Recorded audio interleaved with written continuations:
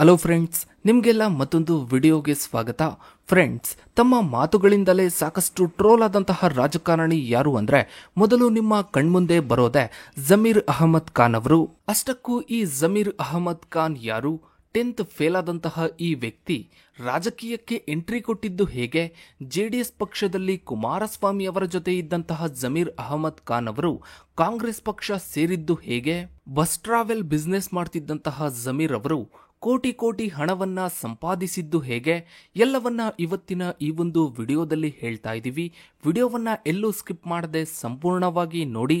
Friends, Zameer Ahmed Khan ಹುಟ್ಟಿದ್ದು 1966 August 1ರಂದು ತುಮಕೂರಿನ ಕುಣಿಗಲ್ನಲ್ಲಿ ಜನಿಸ್ತಾರೆ. ಇನ್ನು ಇವರ ತಂದೆ ಜಿಯಾ ಉಲ್ಲಾ ಖಾನ್ ನ್ಯಾಷನಲ್ ಟ್ರಾವೆಲ್ಸ್ ಅನ್ನೋ ಖಾಸಗಿ ಬಸ್ ಕಂಪನಿಯ ಓನರ್ ಆಗಿದ್ರು.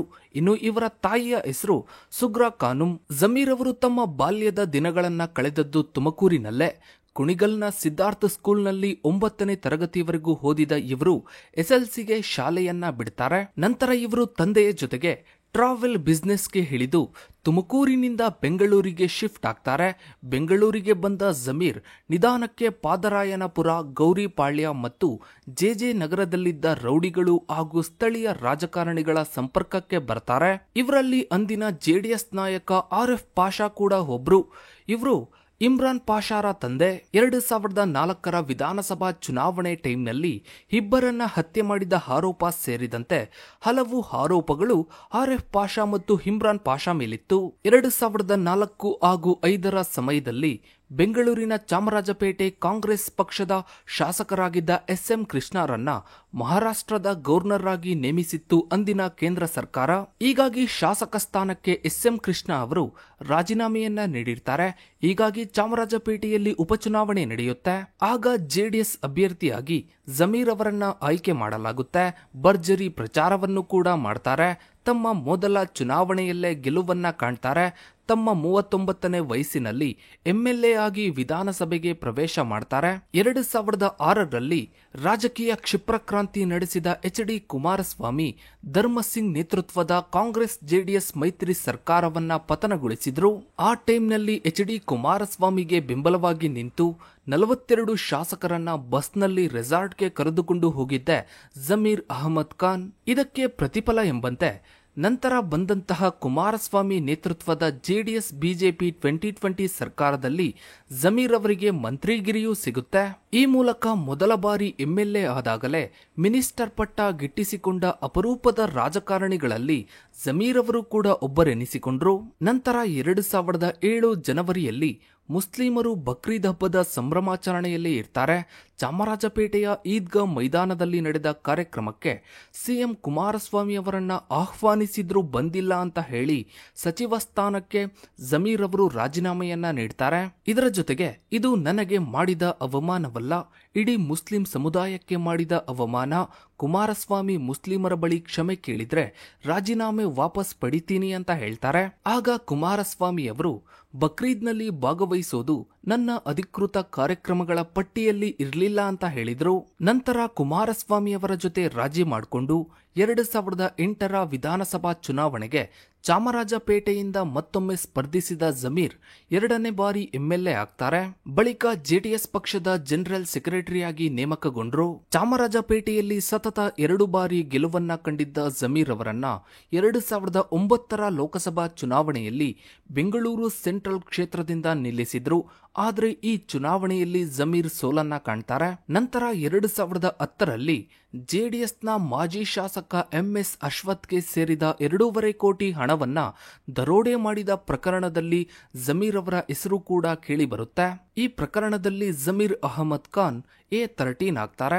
2010ರ ವಿಶ್ವಾಸಮತದಲ್ಲಿ BJP ಗೆಲ್ಲಬೇಕಿತ್ತು.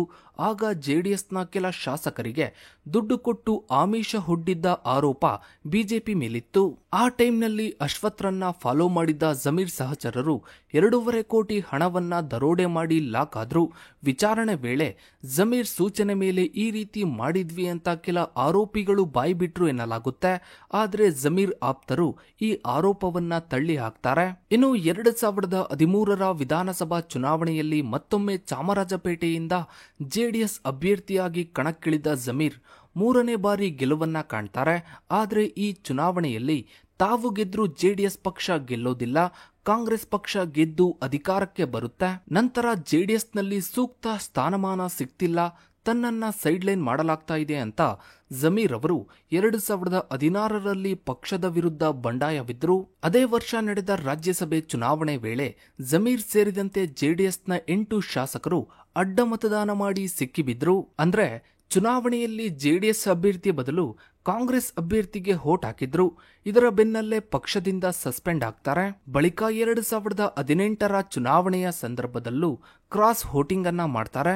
2018ರಲ್ಲೇ ಜೆಡಿಎಸ್ನಿಂದ ಹೊರಬರುವ ನಿರ್ಧಾರ ಮಾಡಿದ್ದ ಜಮೀರ್ ಅಂಡ್ ಗ್ಯಾಂಗ್ 2018ರಲ್ಲಿ ಶಾಸಕ ಸ್ಥಾನಕ್ಕೆ ರಾಜೀನಾಮೆ ಕೊಟ್ಟು ರಾಹುಲ್ ಗಾಂಧಿ ಸಮ್ಮುಖದಲ್ಲಿ ಕಾಂಗ್ರೆಸ್ ಪಕ್ಷಕ್ಕೆ ಅಧಿಕೃತವಾಗಿ ಸೇರ್ಪಡೆಗೊಂಡ್ರು. 2018ರ ವಿಧಾನಸಭಾ ಚುನಾವಣೆಗೆ ಕಾಂಗ್ರೆಸ್ನಿಂದ ಕಣಕ್ಕಿಳಿದ್ರು. ಜಮೀರ್ ಅವರನ್ನ ಸೋಲಿಸೋದಕ್ಕೆ ಜೆಡಿಎಸ್ ಪಕ್ಷ ಸಾಕಷ್ಟು ಪ್ರಯತ್ನ ಪಡುತ್ತೆ. ಸತತ 3 ಬಾರಿ ಗೆದ್ದಿದ್ದ ಜಮೀರ್ ಕ್ಷೇತ್ರದ ಮೇಲೆ ಹಿಡಿತವನ್ನ ಸಾಧಿಸಿದ್ರು.